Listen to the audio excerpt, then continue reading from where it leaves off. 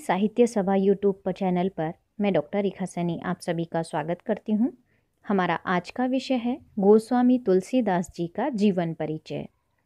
भक्तिकालीन कवि तुलसीदास जी सगुण काव्य धारा के राम भक्ति शाखा के एक महत्वपूर्ण कवि रहे हैं। इन्होंने राम जी का चरित्र लिखा है, अर्थात रामचरितमानस जो आज जन सामान्य का एक प्रमुख ग्रंथ है, उसे इन्होंने लिखा है। रामचरितमानस के अलावा भी इन्होंने कई रचनाएं लिखी हैं। इनका जन्म कब हुआ, इन्होंने कौन कौन सी रचनाएं लिखी हैं और इनकी काव्यगत विशेषताएं कौन कौन सी है, इस पर आज हम चर्चा करेंगे। तो आइए शुरू करते हैं गोस्वामी तुलसीदास जी का जीवन परिचय।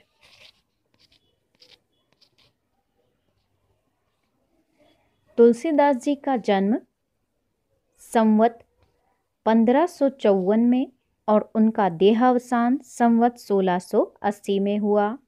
हिंदी साहित्य के सर्वश्रेष्ठ महाकवि तुलसी सगुण रूप धारा राम के आराधक थे। देखिए, इनकी जो भक्ति भावना है वो दास्य भक्ति भावना कही जाती है। कि कई बार प्रश्न पूछा जाता है कि तुलसी की भक्ति भावना किस प्रकार की रही है, तो वहाँ पर आप लिखेंगे दास्य प्रकार की। कि जैसे सूरदास की जो भक्ति भावना है वो सख्य भाव की है और तुलसीदास की दास्य भाव की। इन्होंने स्वयं को दास और श्री राम को मालिक यानी स्वयं को सेवक और स्वयं भगवान राम को स्वामी माना है। ठीक है, तो इनकी भक्ति भावना किस प्रकार की रही है? दास्य प्रकार की इनकी भक्ति भावना रही है। अब देखिए, इनके पिता का नाम आत्माराम और माता का नाम हुलसी था।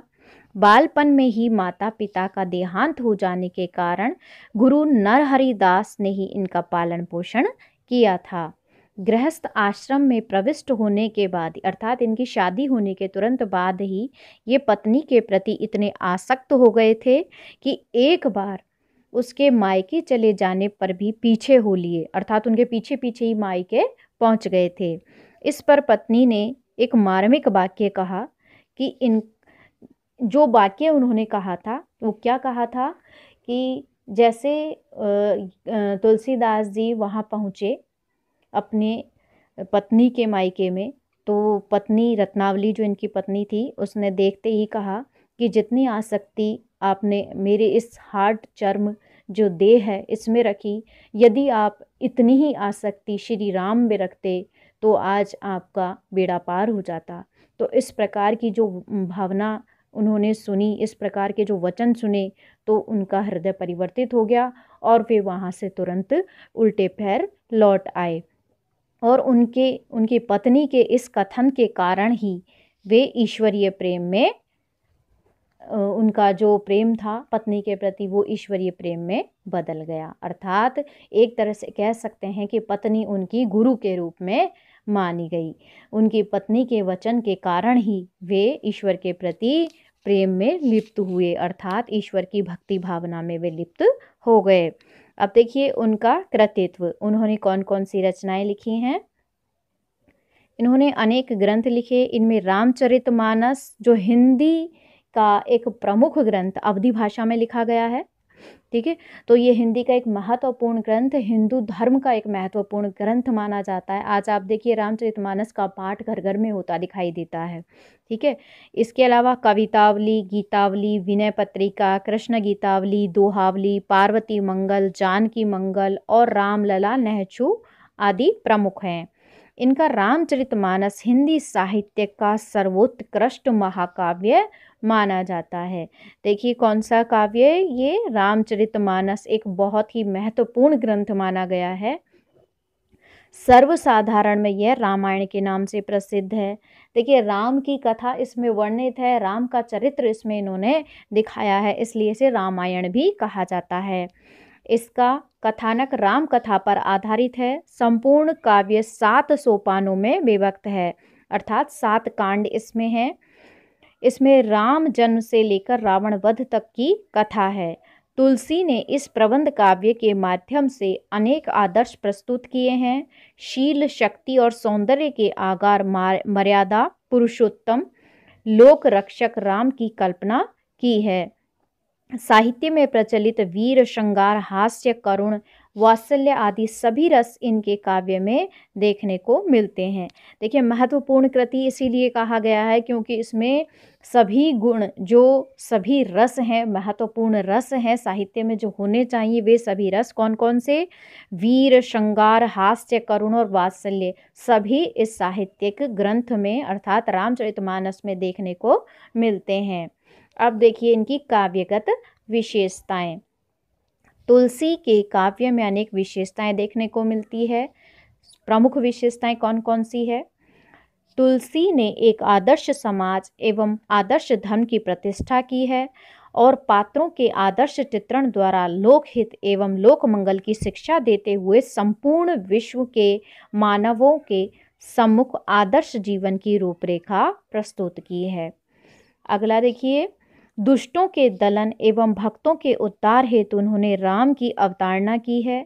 संपूर्ण रामचरितमानस असत प्रवृत्तियों के दमन और सत प्रवृत्तियों की विजय का काव्य है। अर्थात इन्होंने रावण को मारा था, उसकी कथा पूरे रामचरितमानस में दिखाई देगी और साथ ही इन्होंने अछूतोद्धार का कार्य भी किया, जो जन सामान्य के लिए एक महत्वपूर्ण घटना है। ठीक है, आगे देखिए, प्रकृति के सुंदर और मनोहर चित्र इनके काव्य में देखने को मिलते हैं। स्थान स्थान पर वन, पर्वत, नदी, सरोवर, षड ऋतु आदि अनेक मनमोहक छवियां संपूर्ण काव्य में बिखरी पड़ी है। प्रकृति के रमणीक और भयंकर दोनों ही रूपों की झांकी इनके काव्य में होती है।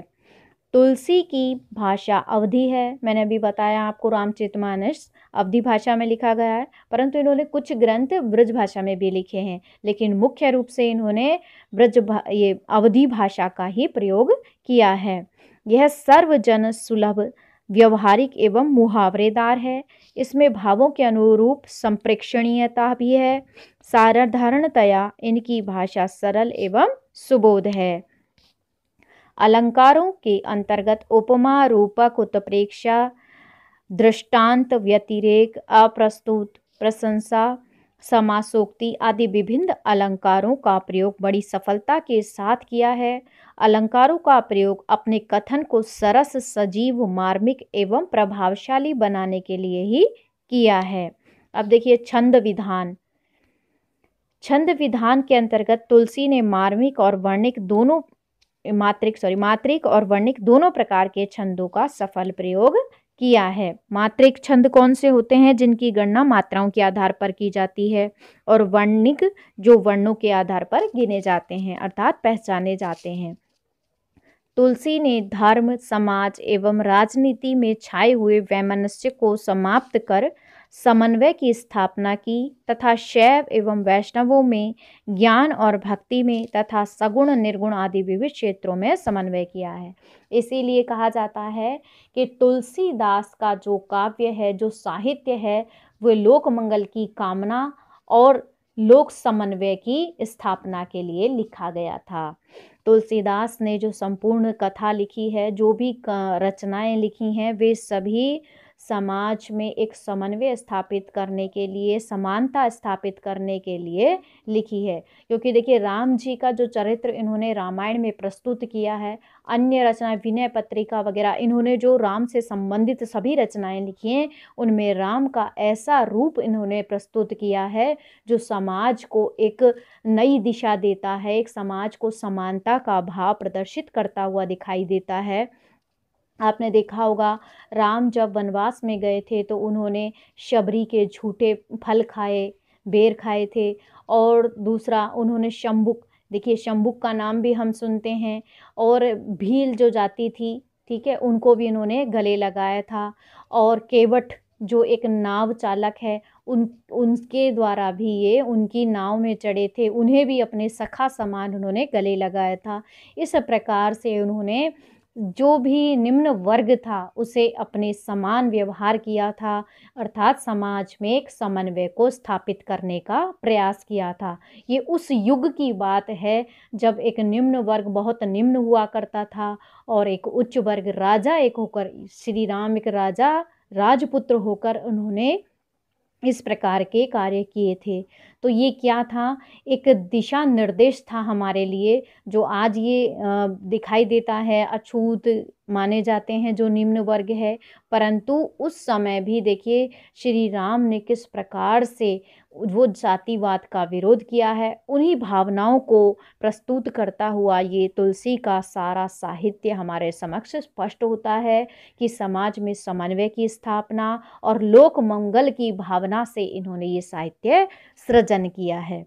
ठीक है, तो आज के लिए इतना ही। आज आप जान चुके हैं कि तुलसीदास की भक्ति भावना कैसी थी, उन्होंने किस प्रकार से सृजन किया है, राम की महत्ता स्पष्ट की है और समन्वय की स्थापना को दिखाया है। ठीक है, आगे अगले वीडियो में हम देखेंगे तुलसीदास के पदों की व्याख्या। आज के लिए इतना ही, धन्यवाद।